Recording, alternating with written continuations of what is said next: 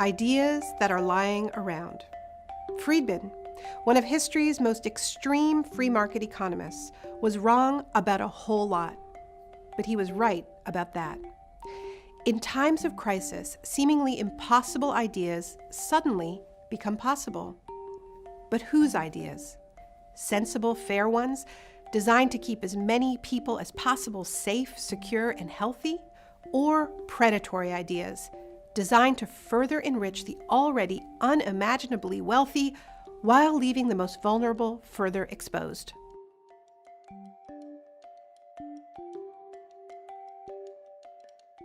The world economy is seizing up in the face of cascading shocks. COVID-19 can be characterized as a pandemic. In the wake of the coronavirus crisis, stocks have stopped trading on Wall Street after a 7% drop. This is a historical day, the biggest drop we've seen since that crash in 1987. The drop was spurred by a growing oil price war as the market was already weakened by coronavirus fears. Yeah, no, I don't take responsibility at all. In the midst of this widespread panic, corporate lobbyists of all stripes are, of course, dusting off all the ideas they had lying around. Trump is pushing a suspension of the payroll tax, which could bankrupt Social Security, providing the excuse to cut it or privatize it completely, an idea that has been lying around for a very long time. A worker at his or her option ought to be allowed to put some of their own money in a private savings account. Lying around on both sides of the aisle. When I argued that we should freeze federal spending, I meant Social Security as well.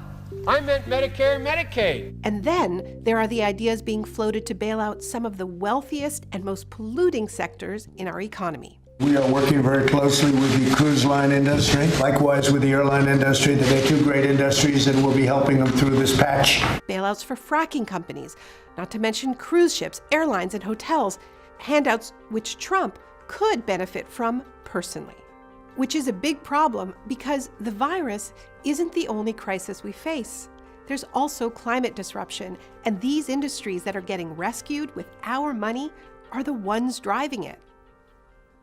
Trump has also been meeting with the private health insurers. We're meeting with the top executives of the health insurance companies. The very ones who have made sure that so many Americans can't afford the care they need.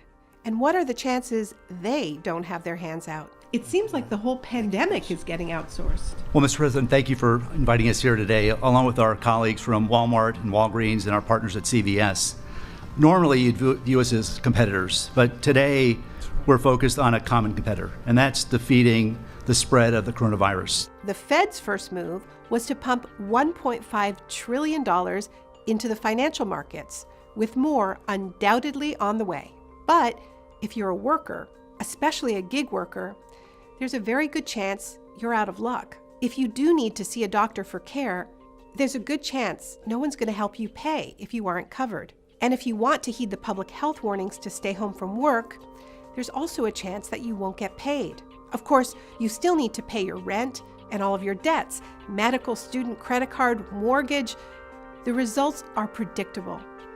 Too many sick people have no choice but to go to work, which means more people contracting and spreading the virus. And without comprehensive bailouts for workers, we can expect more bankruptcies and more homelessness down the road. Look, we know this script. In 2008, the last time we had a global financial meltdown, the same kinds of bad ideas for no strings attached corporate bailouts carried the day. And regular people around the world paid the price. And even that was entirely predictable. 13 years ago, I wrote a book called The Shock Doctrine: The Rise of Disaster Capitalism. It described a brutal and recurring tactic by right-wing governments. After a shocking event, a war, coup, terrorist attack, market crash, or natural disaster, they exploit the public's disorientation, suspend democracy, push through radical free market policies that enrich the 1% at the expense of the poor and middle class. But here is what my research has taught me. Shocks and crises don't always go the shock doctrine path. In fact, it's possible for crisis to catalyze a kind of evolutionary leap. Think of the 1930s, when the Great Depression led to the New Deal. The only thing we have to fear is fear itself. In the United States and elsewhere, governments began to weave a social safety net so that the next time there was a crash, there would be programs like Social Security to catch people. The right of every family to a decent home, the right to adequate medical care, and the opportunity to achieve and enjoy good health. Look, we know what Trump's plan is. A pandemic shock doctrine featuring all the most dangerous ideas lying around, from privatizing Social Security to locking down borders to caging even more migrants. Hell, he might even try canceling elections. But the end of this story hasn't been written yet. It is an election year, and social movements and insurgent politicians are already mobilized. And like in the 1930s, we have a whole bunch of other ideas lying around. Do we believe that everybody should be entitled as a right to health care? Yeah. We will not stop organizing and fighting until all unhoused folks who want shelter have shelter. Canceling student debt. It makes so much sense that if you're sick, that you should not be penalized where you don't have an income. Many of these ideas were dismissed as too radical just a week ago.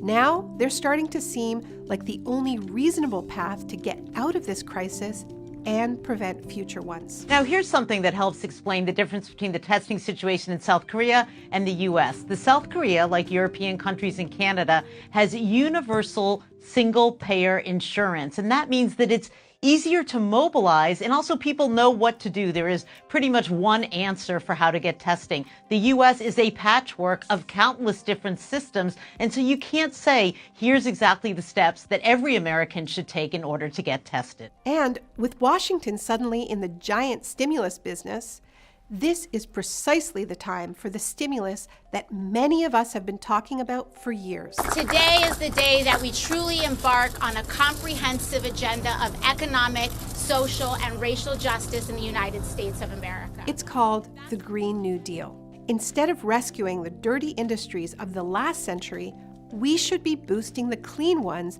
that will lead us into safety in the coming century. If there is one thing history teaches us, it's that moments of shock are profoundly volatile. We either lose a whole lot of ground, get fleeced by elites, and pay the price for decades, or we win progressive victories that seemed impossible just a few weeks earlier. This is no time to lose our nerve. The future will be determined by whoever is willing to fight harder for the ideas they have lying around.